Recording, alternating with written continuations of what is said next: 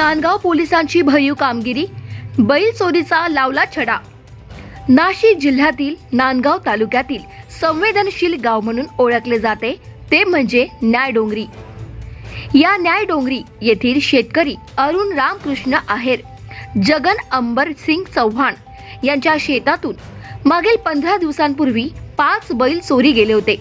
तशी फिर्याद नांदगाव पोलीस स्टेशनमध्ये नोंदवण्यात आली होती।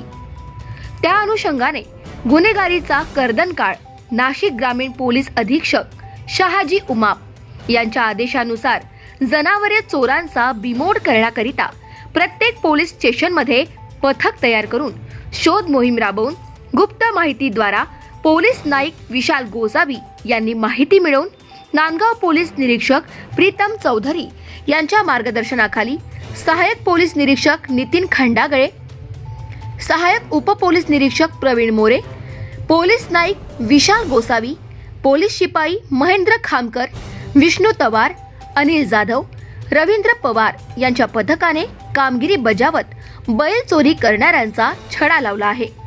यात आरोपी यशवंत सुनील राठोड वय वर्ष 20 राहणार रेल्वे तांडा न्यायडोंगरी याला पर जिल्ह्यातून मुसक्या आवळत बेड्या ठोकल्या आहे।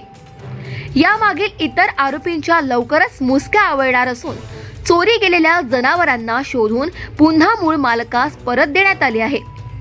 नांदगाव तालुक्यातील शेतकरी, नाशिक ग्रामीण पोलीस अधीक्षक शहाजी उमाप साहेब आणि नांदगाव पोलिसांच्या या कामगिरीचे सर्वत्र कौतुक होत आहे।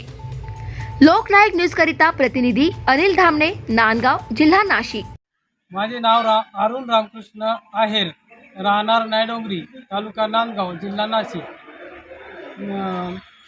माझे जनावर शेतामध्ये राहतात आणि शेतामध्ये राहत असताना 14/12/2023 रोजी माझे 2 बैल चोरीला गेले। सदर घटना माझ्या शेतातून गेल्यानंतर मी तिथे सकाळी 5:30च्या सुमारास गेलो।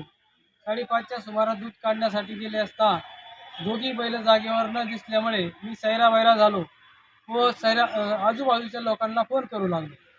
तर सगळे माझ्या शेतात येऊन जमा झाले। मी सगळ्यांना विचारू लागलो की माझे बैल कोणाला दिसले का। तर आजूबाजूच्या लोकांनी सांगितले की ते टायराचे निशाणे दिसत आहेत। गाडीच्या टायराचे निशाणे दिसल्याबरोबर तिथं बैलाच्या खुरा दिसून आल्या का नक्कीच बैल चोरीला गेले आहे असा संशय व्यक्त झाला। आणि त्याच्यानंतर मी नांदगाव पोलीस स्टेशन यांना फोन केला। फोन केल्यानंतर गोसावी दादा हे पोलीस ऑफिसर मालेगाव येथे होते। ते म्हणले मी येतो, 1-2 तासामध्ये येतो म्हणले व 10च्या सुमारास ते घटनास्थळी हजर झाले व त्यांनी जागेचा पंचनामा करून कारवाई सुरुवात केली। कारवाई झाल्यानंतर 29 तारखेला कुठून तरी त्यांना माहिती मिळाली का कारखान्यावर कोणाचे बैल चोरी गेले आहे ते सापडले आहे, दिसले। त्याच्यानंतर त्यांनी गाडी काढून त्या ठिकाणी गेले असता तपास घेतला असता माझे पण बैल तिथे आढळून आले आणि तिथून पुढे सगळा शोध लागला व बैल इथं नांदगाव पोलीस स्टेशन येथे हजर झालेले आहेत व आरोपी सुद्धा हजर झालेले आहेत। माझे एक म्हणणे आहे, जेवढे आरोपी सापडले आहे तेवढ्यांना सक्त कारवाई झाली पाहिजे आणि इथून पुढे या गावात कोणाची चोरी झाली नाही पाहिजे असा आमची सगळ्यांची मागणी आहे।